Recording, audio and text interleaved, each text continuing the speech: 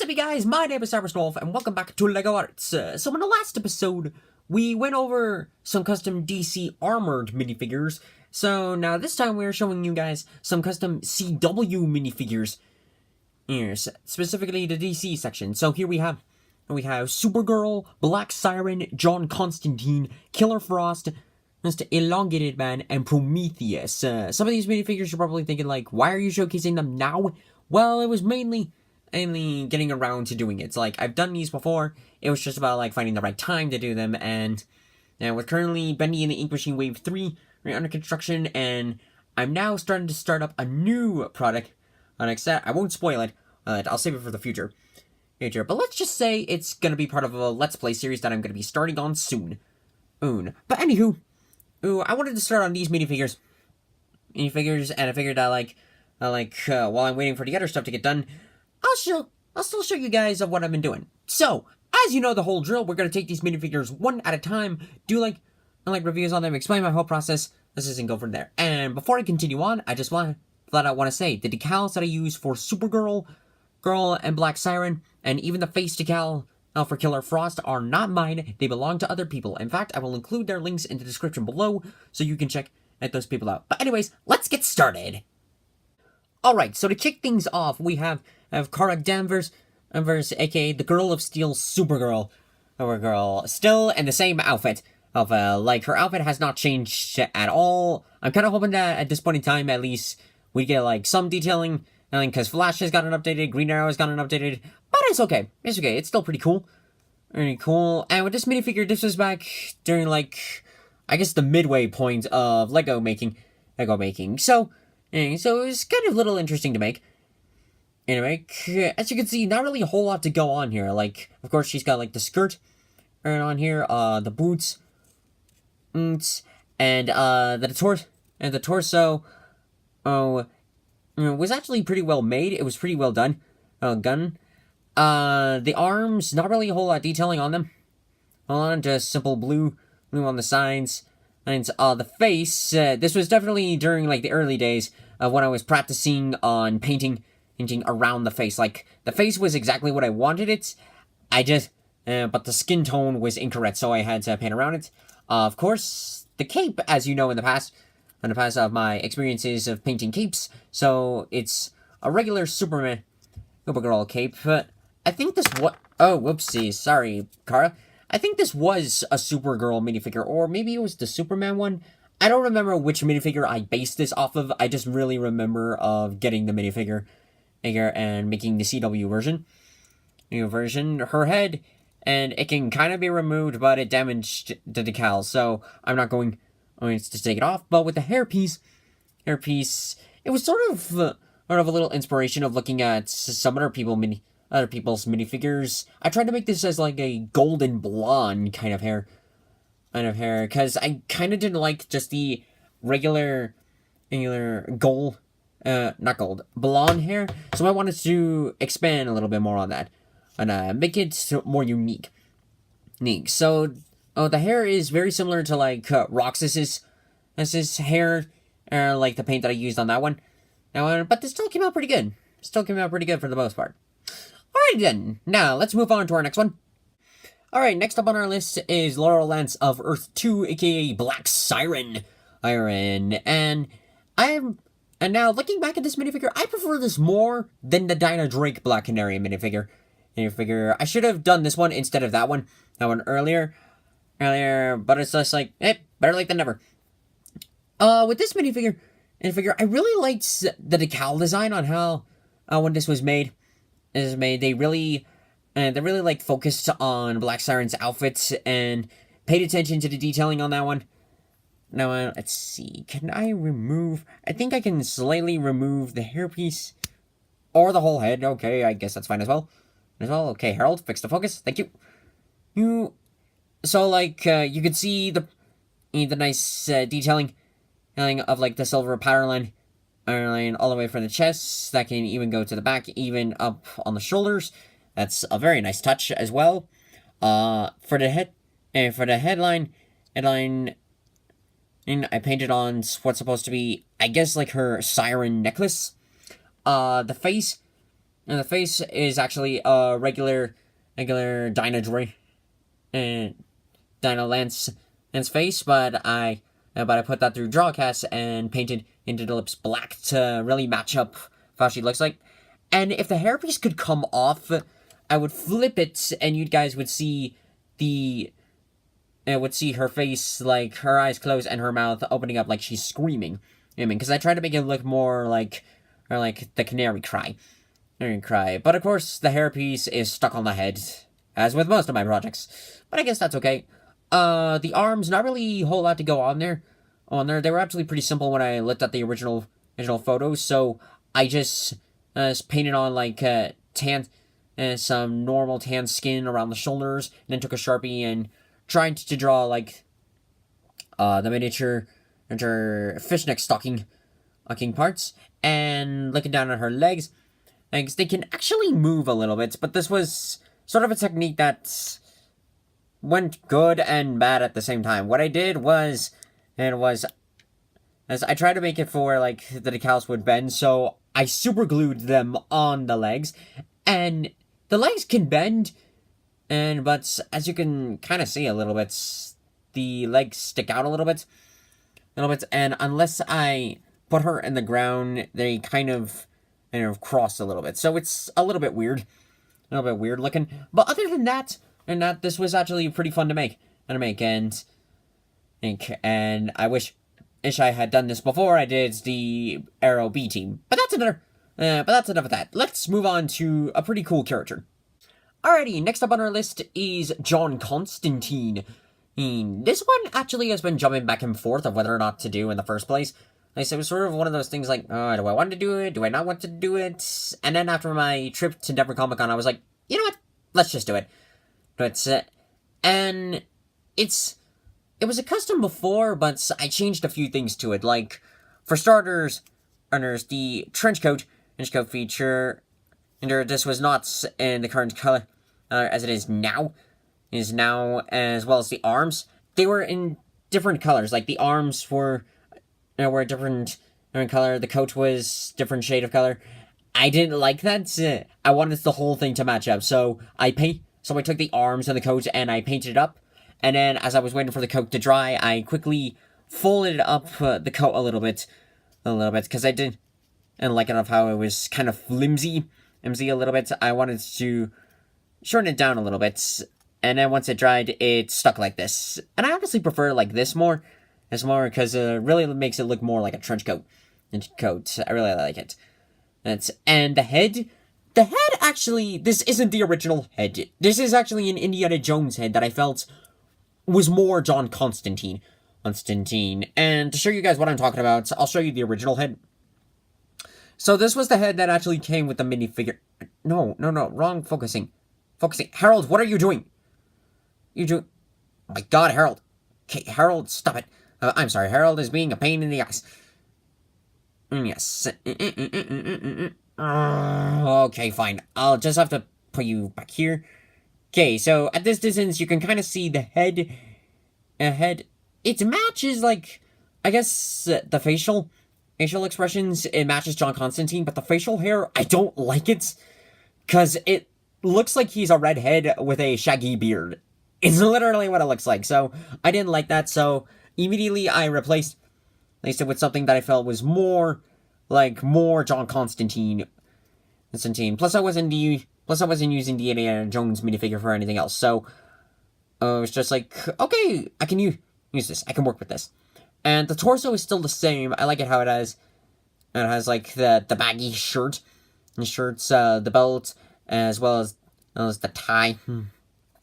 On the back, it's still there's nothing really special on there. But other than that, and that's this minifigure was actually pretty cool, and I'm glad I got this one. Okay then, now let's move on to our next one. So next up is Caitlin Snow, aka Killer Frost, in her Killer Frost outfit from season 3 of The Flash. Now, before I get any comments saying like, it's inaccurate, dude, it's inaccurate, why isn't it the current outfit? I've already had this conversation when I did the Avengers showcase, but in many of these outfits with the minifigures, they're of my choice. like, there's certain outfits that I actually like more than some of the current ones. Like, yes, it's not accurate to the current, to our current outfit, but I'm not a huge fan of the jacket. I prefer this outfit more because it looks cooler. So, just to give you guys a heads up, if a minifigure is quote unquote inaccurate outfit, know that it's of my choice. Are we good now? Are we clear? Okay, darling, let's go on. So, anywho, this minifigure is actually completely hand painted. Complete. I looked like a couple of photos of the Killer Frost outfits that I was looking for, and I first based the whole minifigure in like a navy blue, and then I went back for the legs. I just took some tan, and then I painted the front of the legs because the rest of it is supposed to be like the long waist cape. Little detailing on the back as well for the silver, or I guess stripe patterns.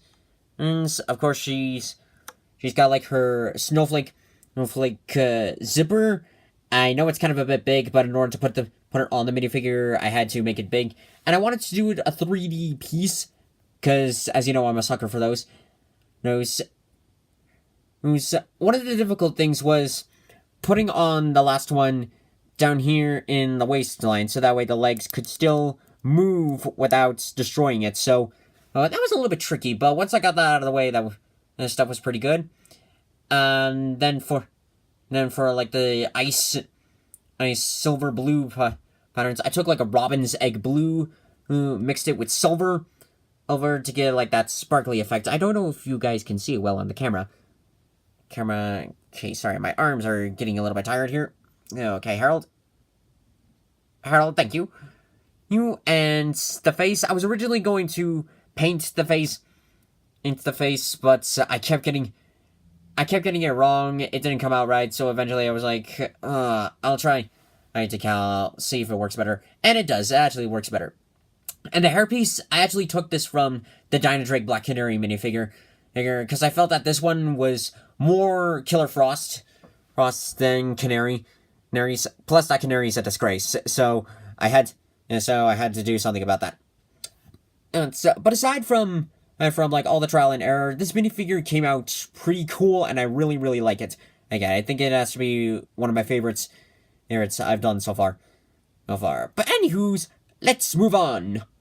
Next up on our list is the minifigure that almost didn't make it, and that's Ralph Didney, aka Elongated Man. A reason why I say almost didn't make it was because, spoiler if you haven't seen it, towards the end of The Flash, as Ralph died, he got corrupted by the Thinker, and it was just like, okay, I guess I'm not gonna make a minifigure. But then when he came back, it's just like, okay, I'd make one. And especially now that it's confirmed that he's gonna be in season 5 of The Flash, so I decided, like, let's actually make one. And like with Killer Frost, this one's completely hand painted. Everything about it's all hand painted. I don't remember like which colors I mixed. I think it was like a plum and a red to get sort of like that maroon color on the show. He's got like his 3D piece here. I don't know what this is. It might be like a camera sensor or something. He's got like the white stripe on one of his arms. I did like the black fingerless gloves. The boots are still the same. This is actually like some paint that accidentally got chipped off, so I can't bend his legs. Thanks, unfortunately. Some detailing on the side. And the belt, as well as just painted on. I painted on like the waistline here. This is supposed to be a little bit of an X. I don't know if you guys can fully see that well. I think a unique thing about this is the headpiece. I did this earlier, so I can remove it. There we go. This was just like a regular headpiece that I had lying around, so that's a pretty much match of what Ralph looks like. Now let's see the headpiece. The headpiece, it's just this was just like one of those I guess you would call this like a gentleman's hairstyle. I then took some molding clay, and this was kind of hard. I had to make it for where like the goggles could be put on, but you could still see Ralph's eyes. And I honestly thought that this thing was gonna get stuck to his head, but when I took it off for the first time, it's just like, oh, okay, that's actually pretty cool. Well, adds a little bit more to the character. So, again, this minifigure I almost didn't make because after Ralph died on the show, it was just like, why even make one? But now but now that he's back and gonna be returning, it's like, all right, let's go ahead and do this. So, let's now move on to our last minifigure. And last up on the showcase is Prometheus.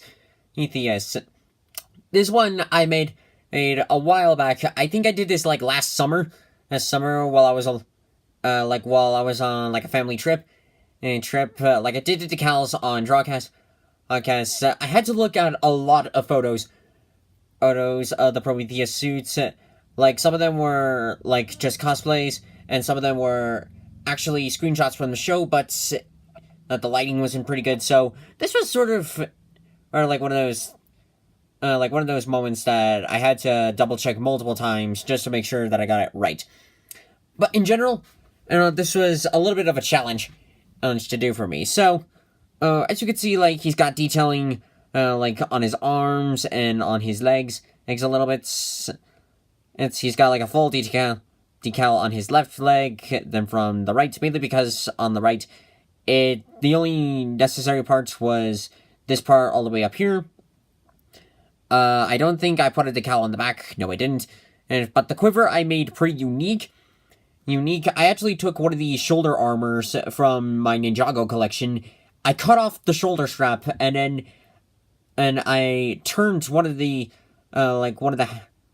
holders for the sword, and I turned it into like a custom quiver, and then I kept the other one out for the swords. That way, Prometheus, like on the show, could like draw the sword. I think he can still draw it. Hopefully, ever so slightly. Yes, he can. He can still draw the sword if he wants. And he's got like a shuriken here that I painted silver to represent the throwing star, as he's quote-unquote the throwing star killer. Unfortunately, though, I can't take it off without destroying it, because this is a piece that I cut off from like one of those bricks for where that's like a stud, but with a holder to put in like rods and stuff. I cut that off, and I super glued it on, and I can't remove the star without destroying the super glue. So this is more of like it's more of display now, I guess. He's like many of my archers, he's got an arrow out here to fire. The bow is actually kind of a unique bow. I got this at like Brickfest like 2 years ago now. Oh no, yeah, I think it was. And it was a pretty actually, no, it was probably last year, because it was a pretty interesting bow. And I modified it. And it was pretty tricky, because it was a unique bow. I think this was made from Brickforge, so it was a kind of a complicated piece to modify, but in the end, I got it right. And this is like some small amounts of hot glue, because I tried super glue on this one, and the string wouldn't stay on. It wouldn't stay on at all. And finally, I tried hot glue, and now it's on. And this isn't the original head. I think I destroyed the original head, but the original one, it was just like a hood on and a mask super glued on. But with more skills, I've made it for where, like, okay, yeah, there we go. For where this is the hood, like I did with the Crisis on Earth X minifigure. This was actually the first time I tried this out. As you can see, like, he's got a face mask. His mask from Ninjago underneath, slightly modified for where he can put on his Prometheus mask. Okay, if I can just modify right here. Okay, easy does it. Here we go. Unfortunately, some paints did get cut off from the rest of it, so that's why it's red. Most of it's red, but with the hood on, you can't really see it. Underneath here is like his regular face. I tried to make this face look more like Tommy Merlin than Adrian Chase, because I will flat out say Adrian Chase being Prometheus is a stupid move. I hate that version of Prometheus. I so preferred it more if it was Tommy. So this is like what he would look like without like the hood on. And I gotta say that this actually looks better. Looks better. So in general, if I do, actually no, when I do like animations and it involve this minifigure, just know that it will be Tommy Merlin, not Adrian Chase. Because honestly, the whole Adrian Chase thing was a mess, and I think Tommy would fit more accurate to Prometheus really than Adrian Chase. So now that rambling's out of the way, let's just go ahead and wrap this showcase up. And that does it for this episode of Lego Arts. This was sort of like a quick one, like ones to do, because I'm finishing up some other projects. Quick notification for you guys. I finished the bendy ones, but I still need to work on the environment a little bit and begin filming the animations for it. Because as you know, for each of the bendy episodes, gotta do a funny little animation for them. But next episode, I think I'll do a showcase on something that I've been working on for quite some time, and I finally got done, and I can't wait to show it off right after you guys to see, like what you think about it, and like give me some feedback and stuff. And quick reminder, the Decals, the original owners of the Decals, I will put their links in the description below so you can check their pages out. And yeah, that's pretty much it. So thank you guys so much for watching this video. If you liked it, hit that like button, comment below what you think, share this to your friends, subscribe to me on YouTube, follow me on Twitch, and here's a howl for the road. Ow! Thank you guys, and I'll see you next time. What do you guys, moon rises?